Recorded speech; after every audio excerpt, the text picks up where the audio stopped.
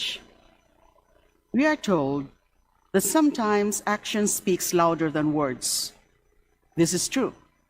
But oftentimes, inaction, or should we say, omission or silence can be the loudest speaker.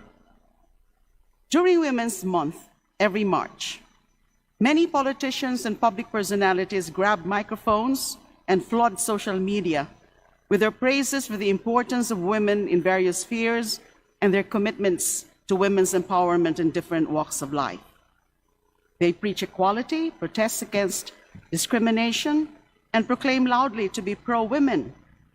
Pero may ilan sa kanila na hindi naman isinasabuhay ang sinasabi.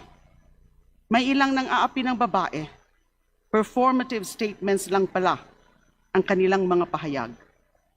Then, there's another breed of public figures who cannot even afford to hide in words their contempt of women, who cannot shut their mouths or temper their language in hurling sexist and misogynistic remarks.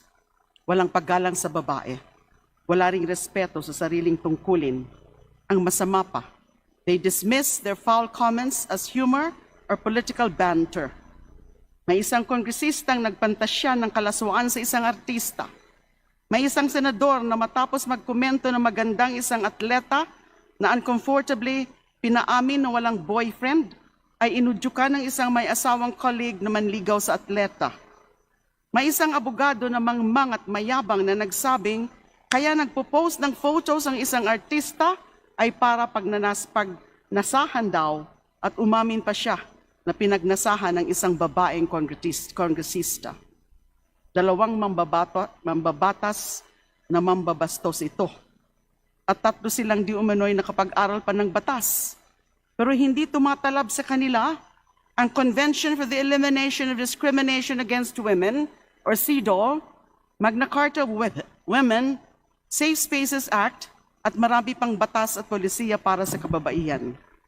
Kung gayon, may ilang mga opisyal at personalidad na doble kara, ibang asal sa sinasabi. Meron din namang foul mouth talaga, mababantot ang bunganga. And then, there is a kind of leader who does not talk, but her silence effectively disrespects women while diminishing her own office. She keeps quiet, yet her silence already speaks volume. Kahit siya mismo ay babae, kahit siya mismo ang pangalawang pinakamataas na opisyal ng ating bansa, sa gitna ito ng lantaran at tahasang pambabastos sa kababaihan.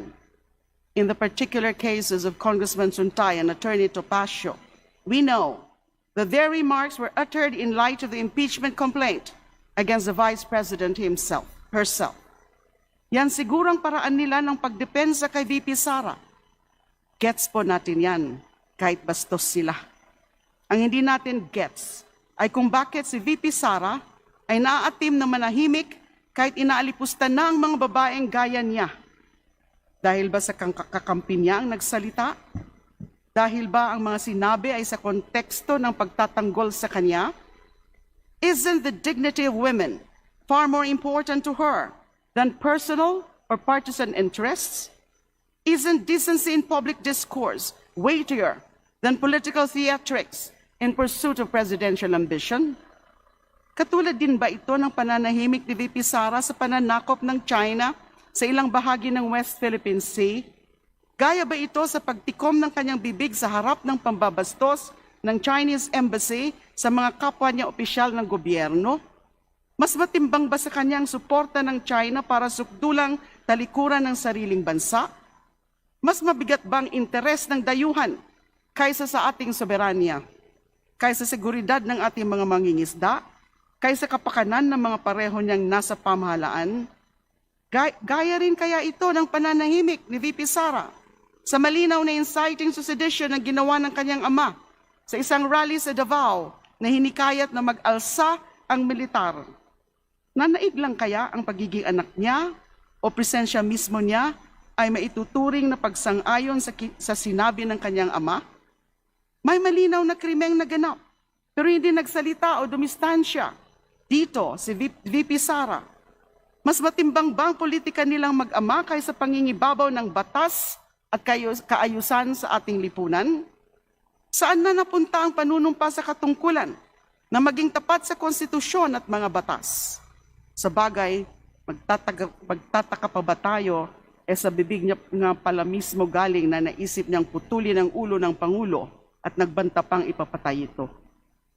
May tapang at malasakit daw sa maraming issue. Pero tikom ang bibig pagdating sa mga usapin ng dignidad ng kababaihan, soberenya sa sariling bansa, ng sariling bansa at pangingibabaw ng batas. And here is not enough that we call out the silence of the Vice President. And is that also enough that we point out the silence actually reflects on her character, on the type of woman and leader she really is? That on the things that matter, women's dignity, our country's sovereignty, the rule of law in our land, we cannot count on her. Importante po ang mga puntong ito